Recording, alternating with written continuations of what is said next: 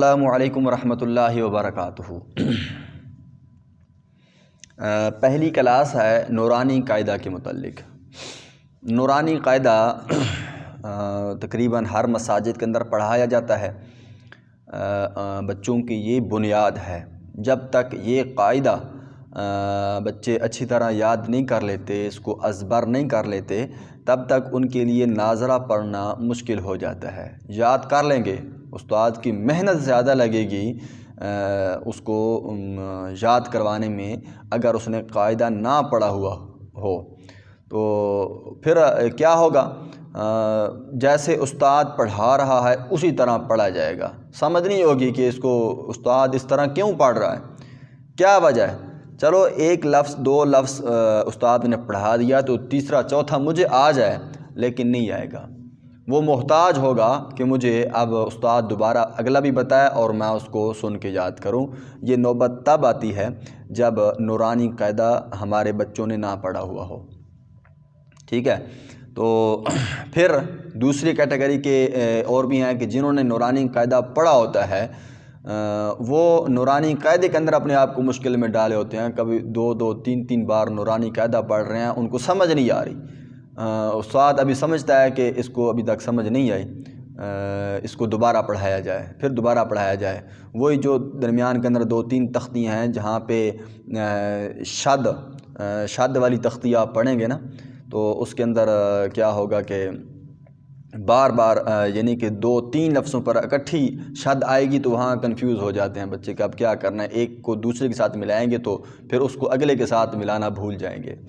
تو یہ کیوں کہ ہم ان کو نہیں بتاتے کہ یہ شد ہے، یہ شد چاہے کتنی بار بھی آئے گی تو ہم اس کو ملاتے جائیں گے اگلے کے ساتھ، پھر اس کو پچھلے کے ساتھ۔ یہ ساری چیزیں ہیں۔ بہرحال نورانی قاعدہ یہ ہم نے اپنے بچوں کو اس کو ازبر کروانا ہے، یاد کروانا ہے، اور ہر تختی کو اگلی تختی کے ساتھ جوڑنا، ملانا کہ اس کے بعد یہ کیوں آئی ہے، یہ بھی بات بتانے والی ضروری ہے۔ اب سب سے پہلے جو تختی نورانی قاعدے کے اندر ذکر ہوئی ہے نا، وہ حروف تہجی کے متعلق ہے۔ حروف تہجی الف سے لے کر یا تک، یہ کتنے حروف ہیں ویسے دیکھ کے آپ بتا دیں جتنے بھی ہیں۔ ویسے 29 کی تعداد ان کی ہے، اور باقی یہ حروف تہجی ہیں۔ تو یہ اب پہلی تختی ہے۔ اب ان کو آپ ان کی شکلیں الف سے لے کر یا تک، ان کی شکلوں کی پہچان ہمیں ہونی چاہیے، اور دوسری چیز کہ ان کے اوپر جو نقطے ہیں ان نقطوں کی پہچان ہمیں ہونی چاہیے کہ کس کے اوپر کتنے نقطے ہوں تو کیا ہوتا ہے، کس کے نیچے کتنے ہوں تو وہ کیا بنے گا۔ یہ چیزیں بچوں کو یاد کرنی، یعنی کہ نقطے، ان کی پہچان، اور ان کی جو شکلیں ہیں، الف کی ہے، با ہے، یہ تا ہے، یہ ثا ہے، تو یہ شکلیں ان کو یاد ہوں۔ پہلے تو یہ جب تختی مکمل کروا دی جائے تو املا کے طور پر بچوں کو کیا کروایا جائے کہ لکھوایا جائے زبانی، کہ آپ مجھے طا لکھ کے دیں، مجھے جیم لکھ کر دکھائیں، شین لکھ کر دکھائیں، یعنی کہ جو حروف آپس میں ملتے ہیں، جن کی آوازیں ملتی ہیں یا جن کی شکلیں آپس کے اندر ملتی ہیں، تو وہ والے حروف ان کو املا کے طور پر لکھوائیں، تاکہ ان کو بعد میں اگر ایک ہی لفظ لکھا ہوا سامنے آیا تو وہ پڑھ سکیں۔ ورنہ کیا ہوتا ہے، آپ بچوں کو دیکھیں گے پڑھتے ہوئے کہ اگر آپ نے دوسرا تیسرا لفظ ان کو سن لیا نا ان سے، وہ تھوڑا سا بیٹھ کے سوچیں گے، ہم سوچ لیں گے کہ یہ سوچ رہے ہیں، لیکن وہ اصل میں الف سے لے کر یا تک، الف سے شروع کر کے دل میں پڑھ دیں کہ الف با تا ثا جیم، اس حرف پر آ کے پھر بتا دیں گے یہ ہے۔ ویسے ان کو نہیں پتہ ہوتا کہ ڈائریکٹ یہ بتا دیں کہ یہ کون سا حرف ہے۔ تو یہ اس لیے ہے کہ ان کو حروف کی پہچان نہیں ہے۔ تو یہ چیز آپ نے کلیئر کرنی ہے۔ پہلی تختی کا جو مقصد ہے نا، وہ یہ ہے کہ حروف تہجی، ان کی اصل شکل، حروف تہجی کی اصل شکل جو ہے وہ پہلی تختی حروف تہجی والی جو مفردات ہیں الگ الگ ذکر کی گئے، ان کی اصل شکل یہ ہے۔ اب دوسری تختی کو آپ دیکھیں کہ ان کے اندر یہ الگ نہیں ہے، ان کے ساتھ ایک لفظ، ایک حرف مل کر آ رہا ہوگا یا دو حروف مل کر آ رہے ہوں گے، تو ان کی شکلیں تبدیل ہو جاتی ہیں۔ لام ہے، لام آپ الف با تا سا کے اندر لام کو دیکھیں یا با کو دیکھیں، کسی بھی حرف کو دیکھیں، اس کی شکل الگ ہے تو کوئی اور ہے، یہ حروف اکیلا آیا، حرف اکیلا ہے نا تو اس کی شکل الگ ہے، اور اگر یہ حروف کسی کے ساتھ اگلی تختی میں دیکھے جو ہے مل کر آئے ہیں دو حروف یا تین حروف، تو ان کے اندر ان کی شکل تبدیل ہو گئی ہے۔ جب ان کی اصل شکل پہلے یاد کروا لیں گے، پھر اگلی تختی پر لے کے آئیں گے تو بچوں کو کہیں گے کہ یہ جو حروف ہیں نا یہی بار بار اس کے اندر استعمال ہونے ہیں، تو یہ اسی طرح کے ہیں، یا تو کوئی حرف آپ کو اسی طرح کا نظر آئے گا، یا آپ نے پہچان کرنی ہے، یعنی کہ یہ سمجھانا ہے کہ اگر یہ کس کے ساتھ مل کر آتے ہیں تو ان کی شکل ایسے بن جاتی ہے۔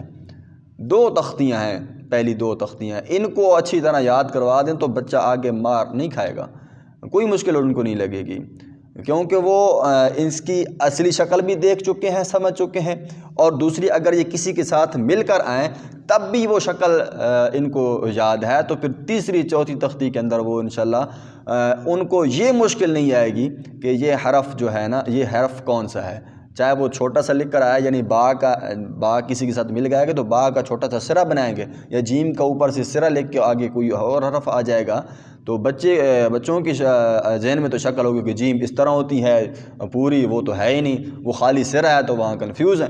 تو یہ چیز آپ سمجھانی ہے کہ پہلی تختی کے اندر ان کی اصل شکل دکھائی گئی ہے، اور دوسری تختی کے اندر وہ شکل دکھائی گئی ہے کہ اگر کسی حرف کے ساتھ مل کر آئیں تو ان کی شکل ایسے بن جاتی ہے۔ یہ دو چیزیں بنیادی چیزیں ہیں جو پہلی دو تختیوں کے اندر ان کا آپس کے اندر ملاپ ہے، جوڑ ہے۔ اب ان کو پڑھنا کیسے ہے؟ پھر ایک غلطی یہاں پر یہ ہوتی ہے کہ اس کو پڑھایا جاتا ہے تو ہم کہتے ہیں کہ الف، اس کو پڑھنا کیا ہے؟ الف پہلا حرف حروف تہجی کا الف، دوسرا ہے با، ہم کیا پڑھاتے ہیں؟ با۔ اب با کیوں لمبا کیوں کروایا جا رہا ہے؟ کیا وجہ ہے اس کو لمبا کرنے کی؟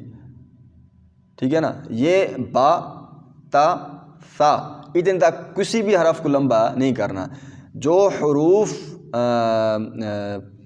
ہے نا ان کو اردو میں لکھتے وقت جب یہ تین حروف پر مشتمل ہو جائیں، جیسے شین ہے، شین آپ لکھنے میں ایسے ہے، لیکن جب اس کو اردو میں لکھیں گے شین کو تو وہ شین یا نون، شین یہ تین حروف بن جائیں گے، ٹھیک ہے نا۔ جب یہ تین حروف والے ہوتے ہیں نا ان کو لمبا کیا جاتا ہے، جو الگ ہوتے ہیں ایک ہوتے ہیں یا دو والے ہوتے ہیں تو ان کو لمبا نہیں کیا جاتا۔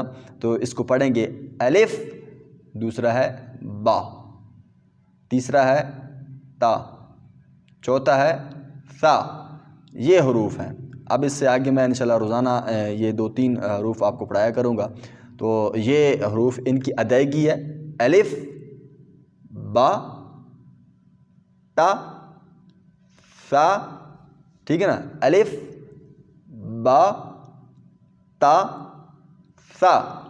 ان کے مخرج با، الف جو ہے وہ آپ اس کو مخرج بتانے والی ضرورت نہیں ہے، الف خالی ہوتا ہے، اور با میں جو ہونٹ کے اندر والے تری والے حصے ہیں نا ان کو آپس کے نارمل ملایا جاتا ہے با، کوئی ایسے با نہیں کہا جاتا یا منہ کھول کے نہیں پڑھنا، بلکہ اندر والے دو ہونٹوں کو آپس کے اندر ملا کے ان کو چھوڑنا ہے تو با ادا ہوگی با۔